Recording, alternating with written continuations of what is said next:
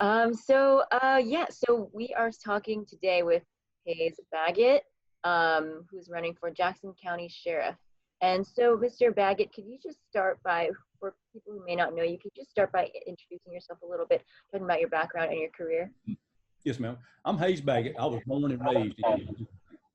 My wife Amber and I made our home here, and I graduated from Maryland High School in 1980 college and Florida State University.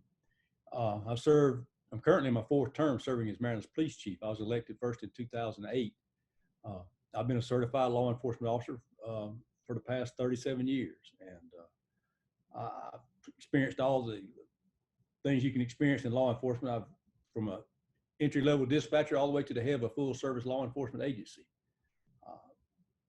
That's a little bit about my background. Okay, great. And I guess, why did you decide to run for sheriff this year? You know, I've been a public servant my entire career. You know, I've dealt with almost every situation in law enforcement. And, you know, I feel I owe the citizens the experience that I've gained over the past 37 years. To serve them as their sheriff. For the past 12 years, I've served as the police chief. And during that time, I've been the sole responsibility for the budget, managing the budget, hiring the personnel, and doing all the I guess I'd say the unpleasant things with having to terminate, having to hire, the happy things, which is always, other people don't have that responsibility, and you don't really understand that until you're the person. And I've shouldered all those responsibilities. Yeah. So I guess going into becoming sheriff, is there anything about the department that you would want to see change, be it the structure or any of the policies that you might want to see updated? Within the sheriff's office you're speaking of? Mm-hmm. Yeah. You know, we sit back and look at everything.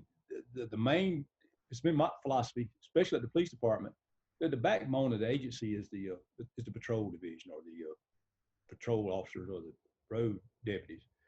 Everybody's a police officer. Everybody that works at the agency is a deputy sheriff. So everybody has that responsibility. You know, if you drive by an old lady with a flat tire, I expect you to stop and help, whether you're driving a marked car or an unmarked car. So I would want to structure most of the resources to the road. That would help reduce your response time. You know, there's no sense in somebody sitting around the sheriff's office. The criminal's not going to come and turn himself in. We got to be out in the communities, and all the communities, especially when there's problems in that community. So you maybe reallocate some of the resources to the road officers. That's where I've tried to focus at the police department for the last 12 years, because they're the ones out there at midnight. They're the first ones to you when you call the police or law enforcement. So in my mind, that is where the focus should be. Then from there, we can build up. Okay, so you would kind of like to rearrange sort of the budget to put more money into creating more positions for the street? Yes, ma'am. Maybe not necessarily creating more positions, but maybe reallocating some of the positions that are there. You know, change our focus a little bit, or not change the focus, but focus more on the getting the response times within line. You know, being able to cover the road. I've been in the position of having to work short, so I understand.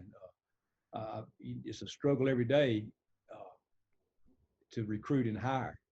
We've been really fortunate in the police department over the last 2 years. Been pretty well stable workforce. I figured out in the process, it's not about, a lot of times it's not about money. You know, law enforcement officers kind of like a school teacher. They didn't sign up, or kind of like a journalist like you. They didn't sign up for the money, I can assure you. So you gotta, you know, I look at my philosophy on hiring people is try to hire character and teach skill, you know, or hire attitude and teach aptitude. So, you know, just to focus and more, just get back to the basics, then we can work up from there.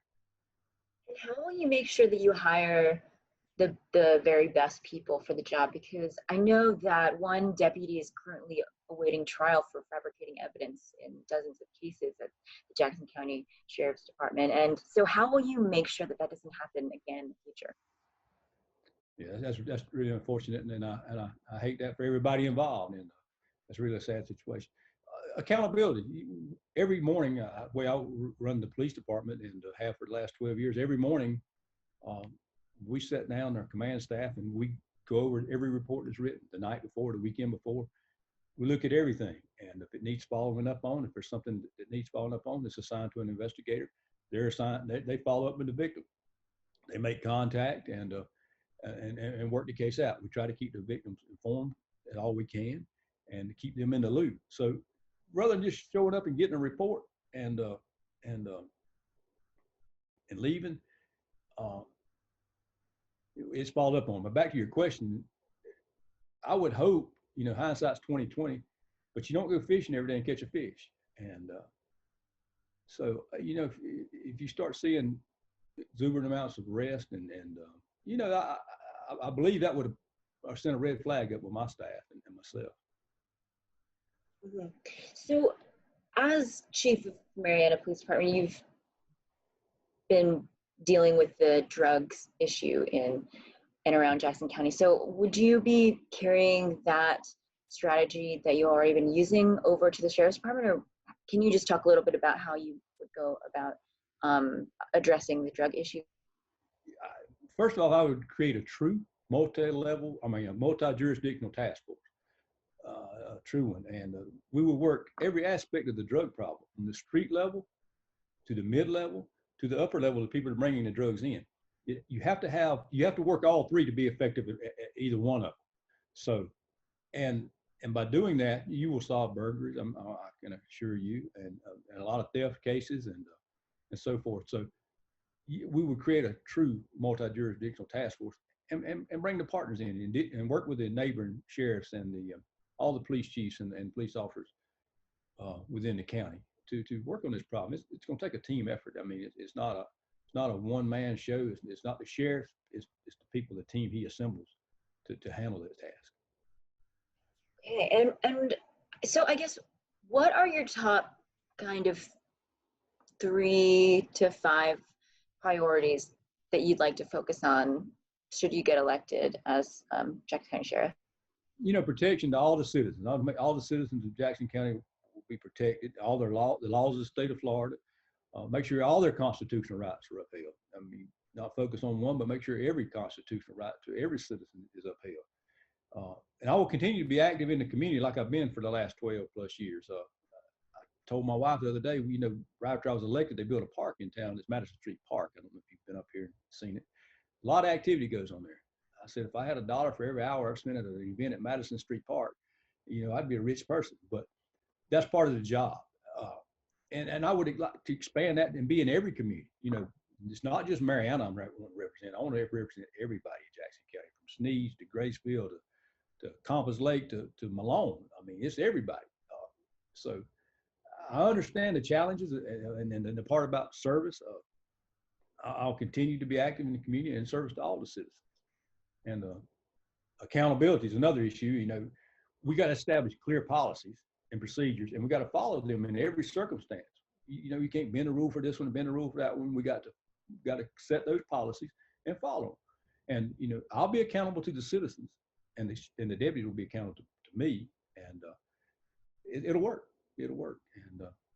And transparency is another key I've spoken about. I want to ensure all the Florida sunshine laws are met. Florida has a very open sunshine law. Surely you do as a journalist. So make sure they're met in a timely manner. Often people drag their feet and don't want to release things. I want to be transparent and release those documents as quick as possible. I'm a firm believer in body cameras. We started our program 10 plus years ago, and or probably maybe 10 years ago. It's been a great program. I mean, we got a good, strong policy. Officers adhere to it. Officer complaints have gone down since that time, and it's just a great tool. If they interview somebody and miss something, they can always go back. It's just a great tool, and but that's always there. And there'll be an open door policy to communicate with the sheriff. My door's always been open at the police department. Phone number's in the phone book. People still have phone books. That's kind of a rarity, but I still have a home phone. My phone number's in the phone book. My cell phone, it's on my business card. I mean, I'm available, and if you call me. I'm going to call you back.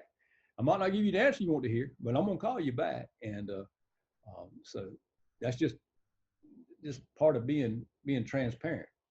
And the physical responsibility, I'd evaluate the current resources at the sheriff's office and see how we could, they might be all used properly. I don't know that. I haven't sat down and looked at. It's a $5+ million budget.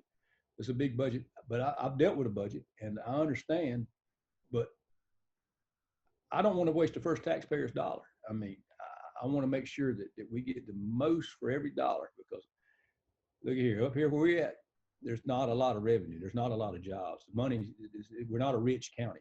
So we got to make a dollar, stretch a dollar all we can stretch it. For instance, at the city, several years ago, we, or the police department and some of the city vehicles, we've converted a lot of our vehicles to natural gas.